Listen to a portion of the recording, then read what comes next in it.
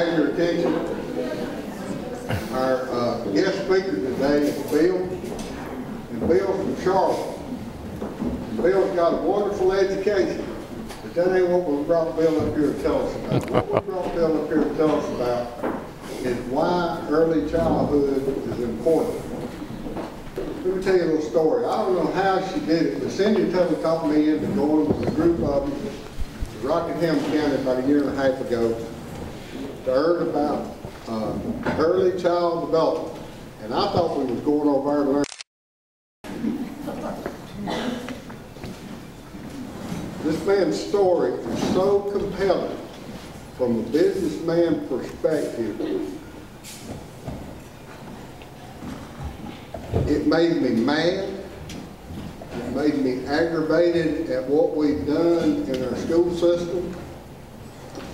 But it also gave me hope that at least we got somebody out there trying to teach us hardheads why early childhood is so important in school. So I want you to pay real close attention to what this man's got to say today. Thank you.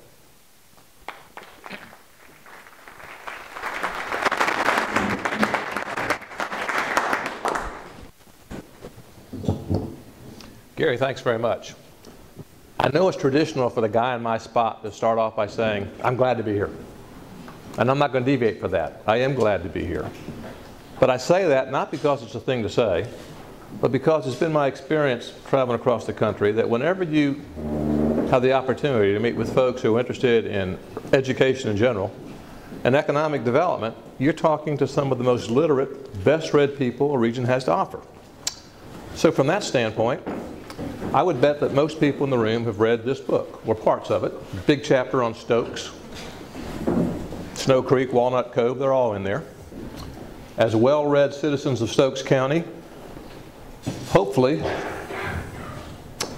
most of you may have a copy of that. Maybe you got it from your parents. That look at Stokes County is now, was 30 years ago it was published. Probably about time for another one.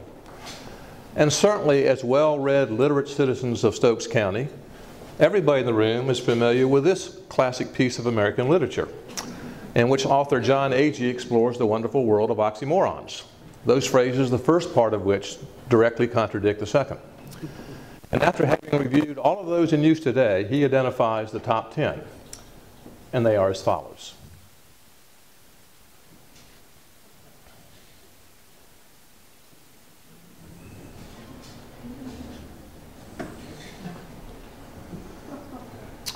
So here you are on an otherwise perfectly good Thursday afternoon, having to confront two of those without benefit of a third. So if I look around and see a suspiciously high number of alleged emergency cell calls requiring people to leave the room, I get it, I understand. But I hope you hang around, because as Gary said, we're taking a different look at economic development and its the link to early education, and how two issues that seem to be separate are inextricably linked. And the case to be made is this. I don't care whether you're a taxpayer, a businessman, a businesswoman, an educator. I don't care if you hate kids. You got a stake in this thing, no matter who you are. And not only do you have a stake in it, those stakes are greater than you might think. It's those stakes that we're here to talk about.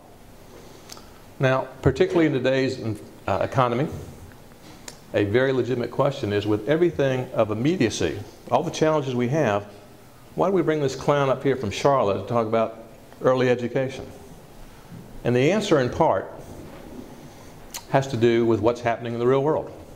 Stock market is sort of up and down, I understand that. Job market has not come back. But if you look at this report, Tough Times or Tough Choices, report on the new Commission of the American Workforce, starts off with this statement.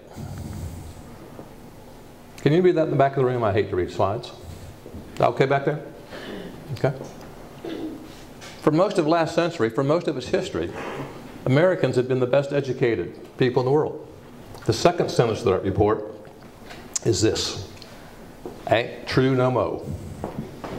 This report is not put out by educators. The report was put out by hard-nosed businessmen and women, including the president of the American Manufacturers Association.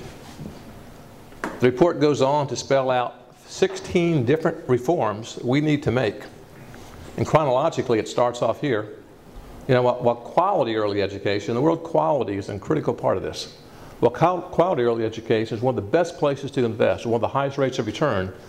We as a nation have never ponied up. And it's cost us. And we'll show some mathematically quantifiable measures of that cost in a few minutes. It was a little bit over 3 years ago now, and we started seeing headlines like this. We started hearing this phrase, too big to fail. I may be appalled at some actions by some people working for some financial institutions. I may be offended as a taxpayer, but ultimately I get it.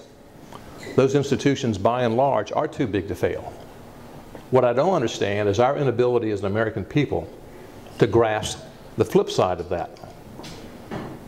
That not only are kids like this too small to deserve to fail, they're too important to allow to fail. And when I say too important, not just for their sake,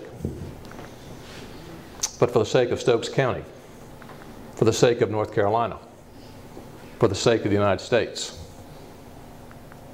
and for the long-term economic security of businesses that operate nationally, statewide, or locally. As Gary said, economic development and early education are one and the same.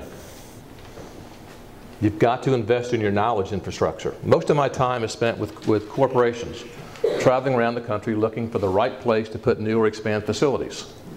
The companies that you really want understand that if they're going to invest $500 million in North Carolina in 2012, they intend to be here for a while. They want to know not only what's the workforce look like today, but what's it going to look like 20, 30 years from now? What are you doing to ensure that my workforce is globally competitive?